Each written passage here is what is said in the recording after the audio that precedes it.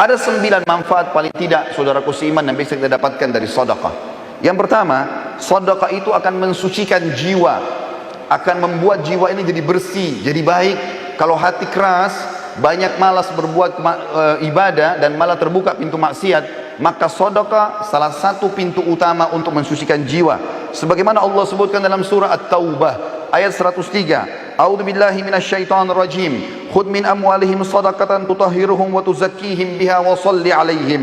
Inna salataka sakanul lahum wallahu samii'un 'alim. Ambillah zakat atau sedekah dari sebagian harta mereka, hai Muhammad, dan dengan zakat atau sedekah itu engkau telah membersihkan dan mensucikan jiwa mereka, dan berdoalah untuk mereka. Sesungguhnya doamu menjadi ketentraman jiwa mereka, dan Allah Maha mendengar lagi Maha mengetahui. Ulama tafsir mengatakan yang dimaksud dengan watu zakihim dan mensucikan jiwa mereka adalah membersihkan dosa-dosa mereka, melapangkan dada-dada mereka, serta membukakan semua pintu-pintu kebaikan dalam kehidupan mereka.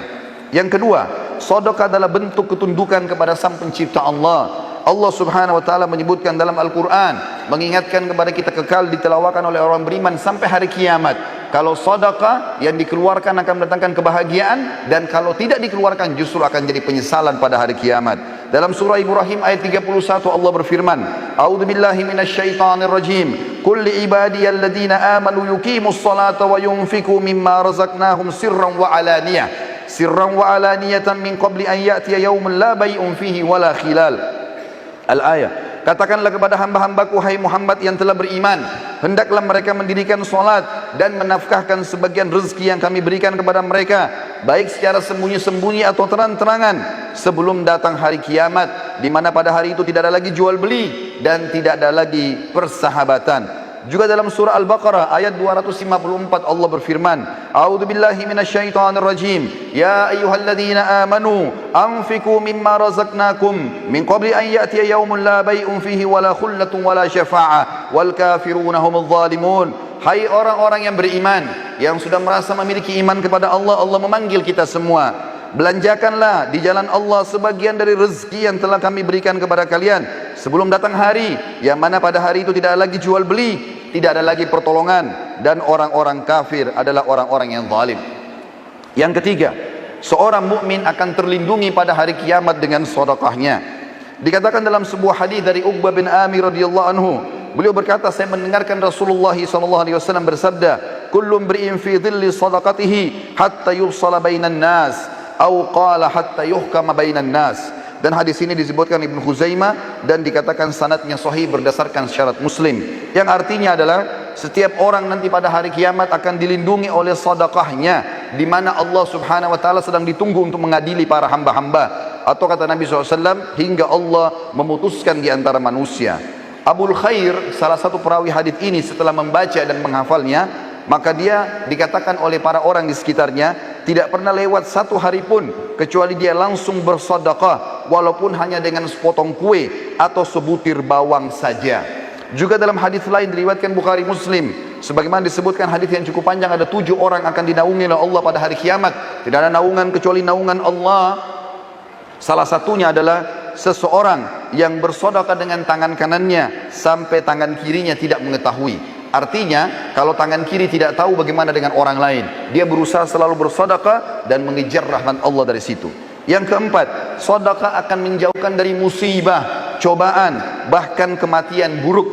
Sebagaimana dijelaskan dalam sebuah hadis diriwayatkan Tabarani dalam kitab Al-Kabir dengan sanad hasan, kata Rasulullah SAW, "Sana'iul ma'rufi taqiyu masari as-su' wa sadaqatus sirri tudfi'u ghadabur rabb wa silatur rahim tazidu fil umur." Perbuatan-perbuatan baik dan kepatuhan kepada Allah akan menghindarkan diri dari pintu-pintu keburukan. Sedekah yang tersembunyi akan memadamkan amarahnya Sang Pencipta Allah, dan menyambung tali silaturahim akan menambah umur. Di dalam hadis yang lain dari Anas bin Malik radhiyallahu anhu, bahwasanya Rasulullah SAW bersabda, "Inna sadaqata la tudfi'u ghadabur rabb wa tadfa'u an mitati su'." Ketahuilah bahwasanya sedekah dapat memadamkan amarahnya Sang Pencipta karena sudah melanggar, dan menghindarkan diri dari kematian yang buruk. Kata Ibnu Arabi Al-Maliki rahimahullah, hakikat daripada terhindar dari kematian buruk adalah kematian dalam kondisi bermaksiat. Sementara Al-Mubarakfuri rahimahullah mengatakan, Al-Iraqi berkata, secara zahir maksud kematian buruk ialah kematian yang mana Rasulullah SAW berlindung kepada Allah darinya, betapa atau berupa hancur, jatuh, tenggelam, kebakaran, tergoda syaitan pada saat sedang menghadapi sakaratil maut, atau terbunuh pada saat lari dari kancah peperangan, atau apapun yang merupakan penilaian manusia, itu adalah mati yang buruk.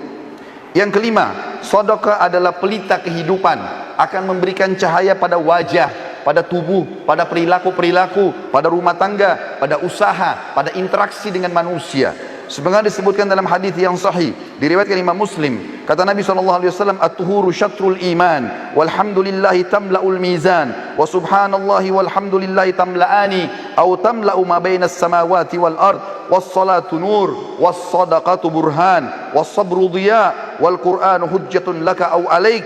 Kullu nasi yaghdu fabayi'u nafsahu famu'tikuha aw mubikuha. Bersuci itu adalah bagian daripada keimanan. Alhamdulillah kalau diucapkan akan memenuhi timbangan pada hari kiamat. Subhanallah dan alhamdulillah memenuhi apa yang berada di antara langit dan bumi. Salat itu akan menjadi cahaya kehidupan, sementara sedekah akan menjadi pelita kehidupan. Sabar itu akan menjadi penolong, sedangkan Al-Quran bisa menjadi hujjah terhadapmu atau menjadi penolongmu. Apabila kau meninggalkannya maka dia akan menjadi hukuman bagimu, dan kalau kau mengamalkan isinya maka dia akan menyelamatkanmu. Setiap manusia berusaha untuk menjual dirinya dan menyelamatkannya. Di antara mereka ada yang membebaskan dirinya dengan kebaikan-kebaikan, dan ada yang menghancurkannya dengan kemaksiatan. Yang keenam, sedekah itu bisa menebus seorang muslim dari hukuman sang pencipta Allah.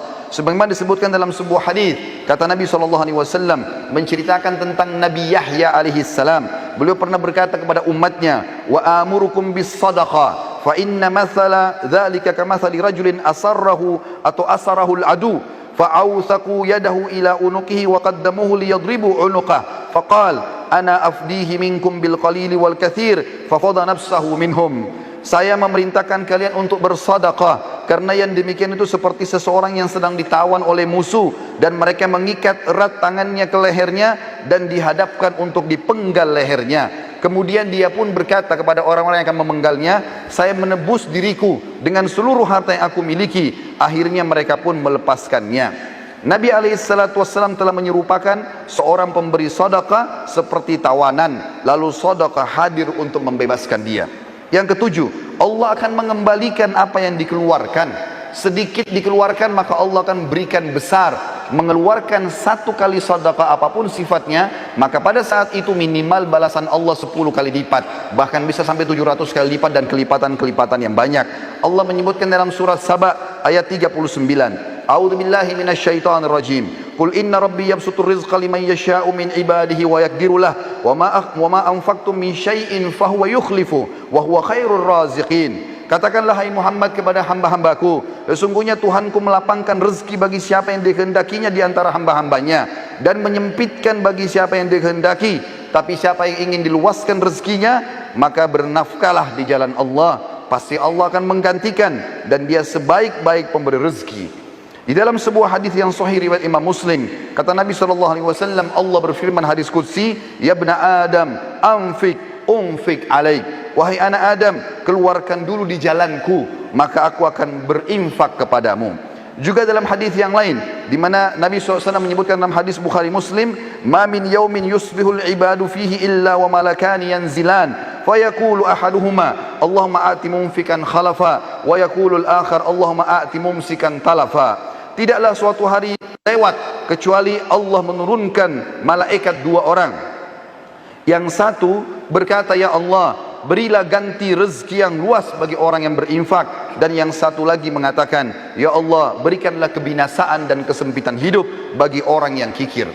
Yang kedelapan, pahala sedekah tidak pernah terputus dan akan terus dipanen oleh orangnya walaupun dia sudah meninggal dunia. Sebagaimana hadis yang masyhur diriwayatkan oleh Imam Muslim, kata Nabi SAW, idza mata ibnu Adam in qata amalu illa min thalath, sadaqatin jariyah au ilmin yuntafa'u bihi aw waladin salih yad'u lah. Apabila anak Adam meninggal dunia maka terputus segala sumber pahalanya kecuali dari tiga, sedekah jariyah. Berapa banyak teman-teman sekalian celengan masjid yang lewat depan kita yang sudah jelas-jelas dipakai untuk aktivitas kebaikan, tapi kita sia-siakan, bahkan kita berusaha untuk mencari uang yang paling kecil padahal itu akan menjadi amal jariah buat kita. Mungkin untuk pembangunan, tempat kamar mandi, atau mungkin biaya untuk kegiatan-kegiatan agama. Berapa banyak yang kita bisa dapatkan, tapi orang sering melewatkan kotak-kotak amal tanpa memberikan sedekah. Berapa banyak orang miskin yang sudah minta depan matanya, maka syaitan membisikkan sambil mengatakan, orang itu masih kuat, mungkin anak pinjaman, atau apalah bahasa syaitan, dan dia masih bisa bernegosiasi dengan syaitan, sehingga buku amalnya kosong dari sedekah pada hari itu. Padahal jelas-jelas itu akan menjadi penyebab bergulirnya pahala setelah dia meninggal.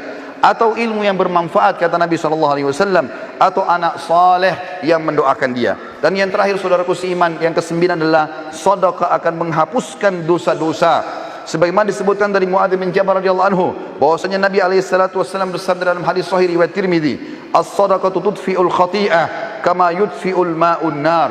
Ketahuilah sedekah akan menghapus kesalahan sebagaimana air memadamkan api. Nabi SAW adalah orang yang paling gemar bersedekah. Bahkan dalam riwayat dijelaskan kalau Nabi SAW tidak pernah menolak siapapun yang minta kepada beliau. Dari Jabir bin Abdullah radhiyallahu anhu, beliau berkata, "Ma su'ila Rasulullah SAW syai'an qad faqala la." Tidak pernah Rasulullah SAW dimintai sesuatu lalu dia mengatakan tidak. Juga dari Anas bin Malik beliau berkata, "Masu'ila Rasulullah sallallahu alaihi wasallam 'alal islami syai'an illa a'tah, wa laqad ja'ahu rajulun fa'atahu ghanaman baina jabalaini, faraja ila qaumi faqala ya qaum aslimu fa inna Muhammadan yu'ti ata'an la yakhshal faqr." Tidaklah Rasulullah SAW dimintai sesuatu kecuali pasti beliau selalu memberi. Bahkan beliau pernah memberi seseorang yang belum masuk Islam ada domba yang berada di antara dua gunung, sampai akhirnya dia pulang ke kaumnya lalu mengatakan, "Hai kaumku, masuklah kalian ke dalam Islam karena Muhammad memberikan pemberian yang tidak akan pernah membuat kita miskin." Bahkan Nabi SAW mengajarkan para istri beliau, di antaranya beliau berkata kepada Aisyah pada saat sudah menyembelih seekor domba, lalu beliau bertanya waktu sudah disuruh bagi-bagikan, kata Nabi SAW, "Bagilah." Maka Nabi SAW balik setelah itu bertanya kepada Aisyah, "Ma baqiya minha?" Apa yang tersisa darinya hai Aisyah? Qalat, maka Aisyah berkata radhiyallahu anha, "Ma baqiya minha illa katifuha." Tidak tersisa lagi ya Rasulullah kecuali bagian lengannya saja, dan itu pun saya siapkan untuk anda. Maka kata Nabi SAW, "Baqiya kulluha ghaira katifiha." Ketahuilah bahwasanya tersisa semuanya, justru yang tertinggal hanyalah lengannya saja atau pundaknya saja. Artinya yang kamu sudah sedekahkan, justru itu yang terbaik yang kita panen pahalanya pada hari kiamat, dan itu yang kekal, sementara yang tertinggal kita makan.